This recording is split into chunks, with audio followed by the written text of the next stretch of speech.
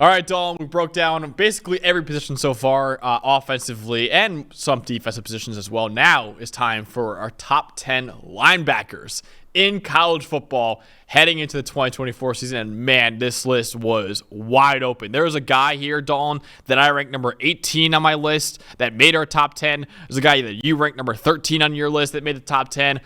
These linebacker rankings, there is not a consensus at all for this position right now. Not at all, Max. I started out with about 20 to 22 guys to look at, and it was, I think, of all the positions we've done, this was the hardest. It's the hardest one to put together because we have so many guys who are just different types of players, different backgrounds, switching positions, different types of talents. Like this was the hardest one to put together, I think, just because it depends what you're prioritizing, right? Coverage, or some guys are really good blitzers, or some guys are really good athletes that haven't put it together yet. Like it's a mix of guys, and I think we could probably even argue about it, for the rest of time, honestly, because it's just so wide open. Again, just like this was a lot like the running backs, where I started out with 20 plus guys, and somehow we just had to narrow it down to 10. But we'll start at number 10 here, real quick, and I've got a guy who's. Do you think this is like an epidemic? I was just going to ask you, do you think this is like an epidemic in football right now? Because it feels like in NFL too, man. It feels like the linebacker position is just not as strong as recent years just because they're being asked to do so much. Do you think it's kind of the same in college right now, where it's hard to find elite guys because they're being asked to do everything for a defense? I think what you have, right, is being asked to do everything. You've got a lot of guys who they have this tweener size and they're really good at one thing or the other, right? Where it's like you could have a bigger guy at about 240, 245 who's really good in run defense, right? Yeah. Or you could have a smaller guy at 225 who's really good in coverage, but it's really hard at that spot to find both. Like it's so hard to cover from that spot and be physical enough to play the run games, because you've still got teams, especially in college, that are running right downhill like crazy, right? Mm-hmm. Teams like Oklahoma State and UCF and even Georgia still running right downhill at you. Like it's hard to find a guy with the right almost tweener build and the right amount of athleticism. That's why a lot of these teams now are just looking for athletes, right, at linebacker instead of guys who've put up big traditional stats, right? But it's getting harder and harder to find the guys like the Luke Kuechly's and the Demario Davises of the world who can do both, because it's so hard. It's honestly, you really look at it, it's the hardest position to play on defense now. Yeah, agreed. All right, you kick it off with our number 10 linebacker in college football right now, Dalton. Number 10 is a guy who I actually believe could be one of the few guys who could do both, and he's kind of part of the movement. He might be the best player of this James Madison to Indiana movement. That's Jaylen Walker, man. And I'll tell you, last year he really battled a shoulder injury all season. He put up a 90.7 grade in 2022, an 80.6 last year, which was still really, really good. I believe in the top 30. He can do a little bit of everything. And you look at his work over the last 2 years, a 91.4 overall grade. That's the best of any linebacker in the country that's played each of the last 2 years. The only guys higher on the list were Ivan Pace Jr. and Jack Campbell, and they only played in college in 2022, right? They were in the NFL last year. So he's really, really good in coverage. He's a really good athlete, a 91.2 PFF gas score. Look, this James Madison defense last year, they started at, 10-0 last year? That it was the driving force behind it, and Walker was their best player. He's been their best player for the last 2 years. Now he comes over with his linebacking partner, Aiden Fisher, to Indiana with Kurt Cignetti and D'Angelo Pons on the back end and Michael Kamara and guys like that all over their defense. They're bringing most of this defense over with them to Indiana, but Jaylen Walker is the best player. He plays the run well, played it better 2 years ago because he was healthy. Last year, you could clearly see with the shoulder injury, was not taking on blockers the same, but great athlete, can cover, had shoulder surgery this offseason. If he's fully recovered, he's one of the few guys I actually believe can play both ways. And I think Indiana's defense with him in the middle is something to watch this year. Dude, it really is. I think you made the joke before. It's like Indiana West that we have in James Madison right now.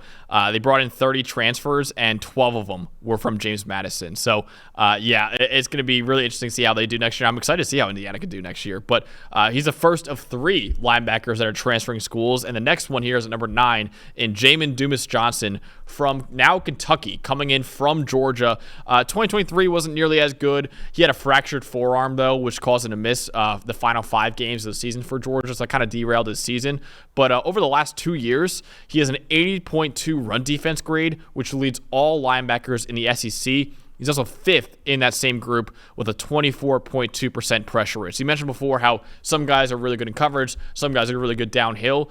Jameis Winston-Johnson definitely fits the latter, man. He's a really, really good run defender, good pass rusher as well, and he makes up one of the best linebacker units that we have in college football right now, man. Kentucky is loaded at that position, and Dumas Johnson is the biggest reason for that right now. Yeah, you've almost got a better version of what they had in Trevin Wallace last year with him. That should really help them, and Kentucky's always built on their defense. But we'll stay in the SEC with one of their rivals, man.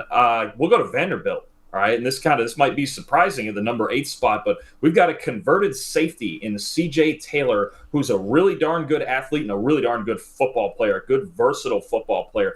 80-point overall grade last year, was second best in the SEC behind second-round pick Edgerrin Cooper, who was the highest-graded linebacker in the country.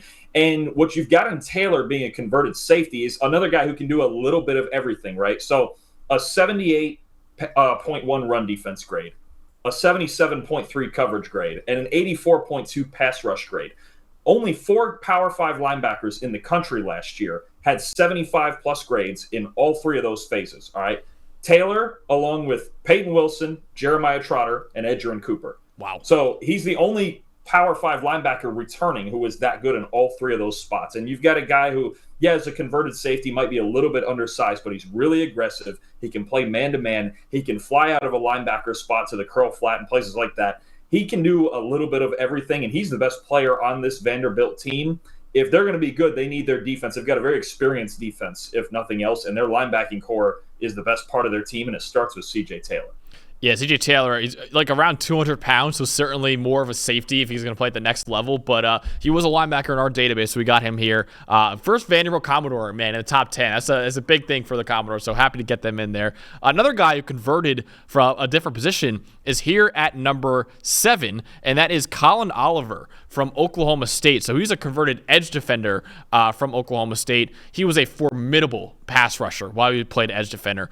As a true freshman in 2021, he was 5th among Power 5 edge defenders with an 18% pressure rate. The next year, as a true sophomore, he trailed only Tyree Wilson among Big 12 edge defenders with a 16% pressure rate. And Tyree Wilson, obviously, top 10 pick. Oklahoma State moved into an off-ball role this past season, but he still remained an elite pass rusher. He led all FBS linebackers with 37 pressures. Also had a 75 coverage grade, too, which was 3rd among Big 12 linebackers. So really good on passing downs, Colin Oliver is, but he really is at his best when he's allowed to pin his ears back and rush the quarterback. In fact, Dalton, a couple years ago when I interviewed Joe Alt, I asked him who were the hardest players he ever had to block. This was before his junior year, so maybe that answer would change now. But he said Miles Murphy, who was a first-round pick at Clemson, and then Colin Oliver was the other one that gave him a lot of fits. So Colin Oliver, a speed rusher, man, who has some really good moves in his bag, plays linebacker now, but he's really, really good off the edge and really good as a blitzing linebacker up the A or B gap. So he's good enough as a pass rusher and good enough in coverage this past year, too, to earn a spot in the top 10 here. For sure, he's a weapon, and Oklahoma State runs their defense a little weird, so he's got to kind of play that tweener role, but he's a real weapon. I'll tell you, at number 6, we got another weapon. This is a guy I absolutely love. Maybe my favorite guy to watch on this list through this process is Notre Dame's Jack Kaiser. 90.3 overall grade last year, was second best in the country. 87.3 in run defense and 90.3 in coverage. He's the only linebacker in the country, Max, that finished in the top 12 in both run defense grade and coverage grade. The one thing for him, he hasn't played a ton over the last 3 years, right? He's played a good amount. He was kind of behind Maris Lufau and J.D. Bertrand at linebacker, so he was kind of the third linebacker, kind of flexing, coming in on passing downs, things like that. Yet to play 400 snaps in a season, but now's his time. I'm telling you right now, he's a 99.7 percentile athlete. He's a crazy good athlete. Notre Dame has been stacking up athletic linebackers, but he's a weapon in coverage. He's really physical and really fast in the run game. He's a good blitzer. Jack Kaiser's a guy, to me, I think that's the one thing I've noticed myself looking for with this top 10 is guys who can do everything. I think Kaiser's got the ability to do everything, and by the end of the year, if he was in the top 2 or 3 of this list, if not number 1, I would not be that surprised. He's on a loaded defense. He's now going to get a featured role. He's an excellent athlete, and he's another one. I just look at it. He's like this weapon, right? And Notre Dame used him as a weapon last year in all sorts of places because they had 2 more traditional linebackers starting. But I think in a featured middle linebacker role, Jack Kaiser could be one of the best. He could be a lot higher on this list by the end of the year. Literally the only reason why I personally had him number 7 was because of playing time. He played 354 snaps this past year, which was tied for 333rd in the country at that position.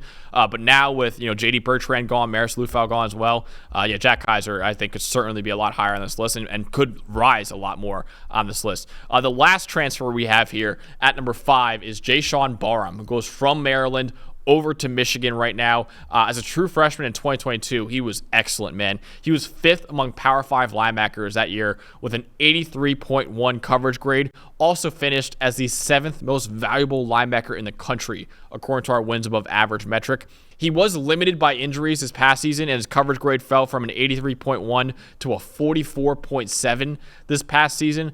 But I think that was a lot had to do with his injuries. I'm really excited to see what he can do in Michigan's defense next year. And they lost some really good linebackers in Junior Colson and Michael Barrett. I think Jaylen Walker is a really, really good player to have at the second level of their defense. And no matter what some video games might tell you, Dalton, Michigan has one of the best defenses in the country, and a big reason why is the addition of Jaylen Walker at linebacker.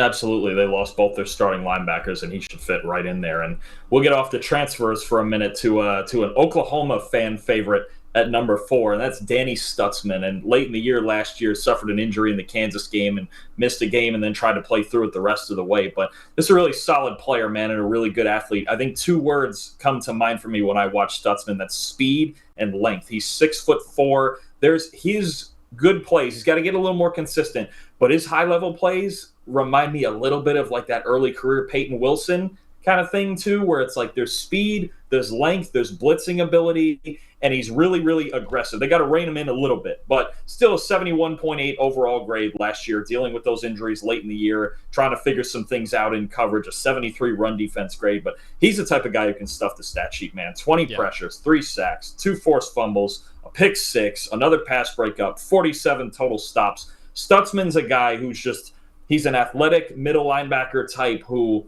probably could play on the edge a little bit too, kind of this hybrid thing. But the speed and the length is a problem. You have to find him every snap when you're playing against Oklahoma. Yeah, absolutely. He's an excellent downhill player for the Sooners, and elite Instagram as well, man. Elite Instagram. I love Danny Stutsman. He's a fan favorite for a lot of reasons. But at number 3 for us here is Jay Higgins from Iowa. So we mentioned before how Jack Kaiser, the main reason why his issue is playing time. That is not the issue for Jay Higgins. He actually led all FBS defensive players this last year with 985 snaps. This guy never came off the field for Iowa last year. And usually when guys play that many snaps, they might not grade that high because they're exhausted, right? He had an 89.6 grade last year, which was 5th in the nation. He actually finished as the most valuable linebacker in the country, according to our wins above average metric. Always around the ball. He led the nation with 108 plays where he made first contact on the ball carrier. Also one of only 6 Power 5 linebackers who had 80-plus grades as a run defender and in coverage as well. The only other ones who did that were Peyton Wilson, Edgerrin Cooper, Junior Colson, and Jeremiah Trotter Jr. Those were all, in our opinion at least, 4 of the best linebackers in the draft last year. Actually led the Power 5 in coverage grade last year at 90.8. So Jay Higgins, maybe not getting as much love as some other guys on this list, and one of the more underrated linebackers I think in college football we have right now, but he is a superstar for Iowa's defense. Absolutely, that Iowa defense is loaded. And at number 2, we got the centerpiece of another loaded defense in Clemson, and that's Barrett Carter. This year, he's going to get a chance to shine with Jeremiah Trotter Jr. now in the NFL. This is Barrett Carter's defense now. A little bit of a drop off from an excellent 2022 last year, right? 70.6 overall, 68.3 in coverage last year.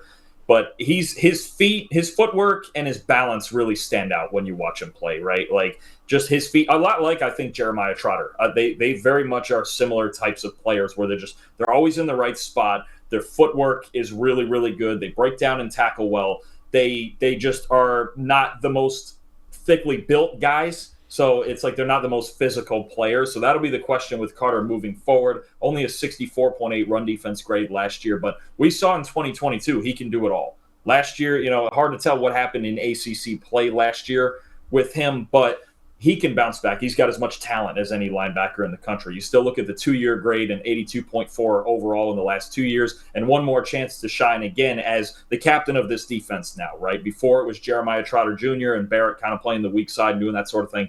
Now Carter gets to be the leader. If he can step up, this Clemson defense, it already is arguably a top 5 defense. If he steps up and gets back to his 2022 form, this could be in the running for the best defense in the country with guys like Peter Woods and RJ Mickens on the back end. They're loaded. They're always loaded on defense, but a bounce back from Carter would make them even better. But the talent alone gets him up to number 2 on this list. Easily, man. He was actually heading into last year. He was the number 1 linebacker in the draft, according to Trevor Sikkema. Obviously, a down year made him come back to school for another year, but I certainly think he could still be LB1 in 2025. Honestly, if he's a bounce back year. Harold Perkins checks in here at number 1. Obviously, not too much of a surprise here. Was a top 10 recruit coming out in 2022. Really proved why in his freshman year. Had a 91 pass rushing grade, which was second among all linebackers in the country and led the Power 5. Had 18 quarterback knockdowns, which are sacks plus hits. That was second in the FBS as well.